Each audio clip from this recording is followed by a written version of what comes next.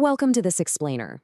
So today we are diving into something we literally all deal with, why the tiny, unpredictable moments of daily life completely stress us out. You know what I mean, right? Have you ever wondered why something as incredibly minor as spilling your morning coffee, dealing with a delayed train, or just an uncooperative coworker can completely derail your entire day? Well, today we're unpacking some really insightful source material that actually breaks down the hidden mechanics of our anger, and more importantly, we'll see exactly how shifting our mental frameworks can help us reclaim our peace of mind.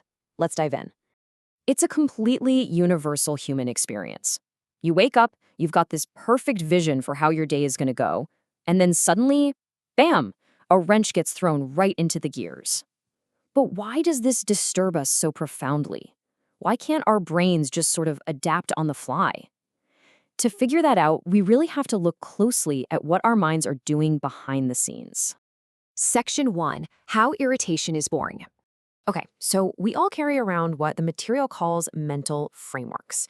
Basically, without even realizing it, you and I navigate our daily lives carrying this highly specific, totally invisible script in our heads. We're constantly predicting how conversations will go, exactly how long our tasks should take, and how other people should behave. And as long as reality neatly fits inside that framework, our minds are perfectly calm. But let's be real, the world is inherently messy, isn't it? That intense friction you feel, that happens when our absolute perfect ideals crash headfirst into a messy reality that absolutely refuses to fit into our preconceived little boxes. The source material points out something fascinating here. Our frustration actually isn't with reality itself. It's with the gap between reality and our internal ideals. Having ideals isn't a bad thing at all, but the real issue kicks in when we start treating those ideals as absolute, completely inflexible laws. It just creates this severe narrowness of mind. When reality inevitably breaks our framework, we forcefully try to put it back together. And that friction, that exhausting effort, is exactly what we experience as explosive anger and irritation. Think of it like a pane of glass, just shattering. Your mind immediately panics and scrambles to tape all those tiny pieces back together, just trying to force the unpredictable world back into your predetermined script. And the sheer amount of energy you expend trying to bend reality to your will, that is exactly what manifests as tight shoulders, stress, and anger in your physical body. Section 2. The suffering of attachment. Now, it's really tempting to think that just giving up completely is the natural cure for over-controlling things. Like, whatever, I just won't care at all. But actually, both rigid control and total apathy are really just different forms of toxic attachment that completely rob us of our peace. Trying to control everything is obviously exhausting, but throwing your hands up in the air and acting totally apathetic, suppressing your very real desire for order, well, that's still a reaction dictated by attachment. Both of these extremes leave you restless, overly sensitive to tiny little issues, and just chronically irritated. The absolute core of this is perfectly captured in this really profound quote from the text. Anger is the shadow produced by a mind trying to preempt a future that hasn't arrived yet. Think about that for a second. It is fascinating. Before you even get angry, your mind has already run a whole simulation of the near future. You've braced yourself expecting things to go a certain specific way. And when they don't, that anger is simply the shadow of your failed preemptive strike on a future that was never guaranteed anyway. So if we can just stop what we'll call future tripping, constantly trying to read ahead and preempt every single thing, the sheer volume of our daily anger naturally just diminishes. The harder we try to predict the future, the harder we fall when we're inevitably wrong. It just leads to massive emotional exhaustion. But if you remove that constant forecasting, you literally pull the rug right out from under your anger. You remove the stage it performs on. Section 3. Focusing on the present. How do we actually do this? Well, by engaging in incredibly mundane, step-by-step actions, you completely eliminate the idle time your brain usually uses to worry. You don't need some intense, week-long meditation retreat for this. Just taste your food intentionally while you eat. Literally feel the physical ground beneath your feet as you're walking. Return your focus whenever your mind wanders off.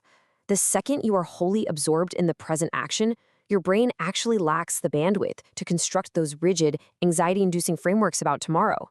Cultivating this presence creates what the source material calls mental margins, or in Japanese, yohaku. Basically, it's this psychological distance and buffer space created between yourself and future anxiety, which gives you ultimate mental flexibility.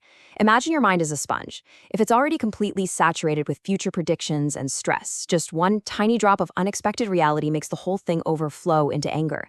But if you wring it out by staying in the present, you create yohaku. You create this empty, flexible space that can actually absorb life's little surprises with grace. Section 4. Connecting the dots. When you take a step back and zoom out, it becomes incredibly clear that our current reality is built on tiny, completely unpredictable choices from our past. It literally proves that the future cannot be rigidly planned. Seriously, think about yourself 10 years ago. There is no way you could have imagined exactly where you'd be sitting right now. Your life today is the result of countless, seemingly insignificant choices that connected over 5, 10 years to draw a line. And you're just standing at the very tip of that line today. Remembering this fact allows the tension in your shoulders to just drop, because the future will naturally present itself from the accumulation of your present moments. When you realize that past deviations and totally unpredicted events actually built the exact life you have right now, you can gently let go of that heavy pressure to micromanage tomorrow. You kind of wake up and realize, hey, I don't actually have to carry the entire weight of the future on my back today. Section 5. Accepting the natural flow. The ultimate secret to mental stability lies in clearly distinguishing between your own, careful, deliberate actions and the completely uncontrollable natural flow of the universe. And then, accepting that flow without resistance. Everything has a natural flow to it. When we try to manipulate every little detail entirely to our will, that's when we suffer the absolute most. Accepting this isn't giving up, not at all. It's an active, calm decision to focus beautifully on what you can control, your own present actions, while letting the rest of the world just simply be what it is.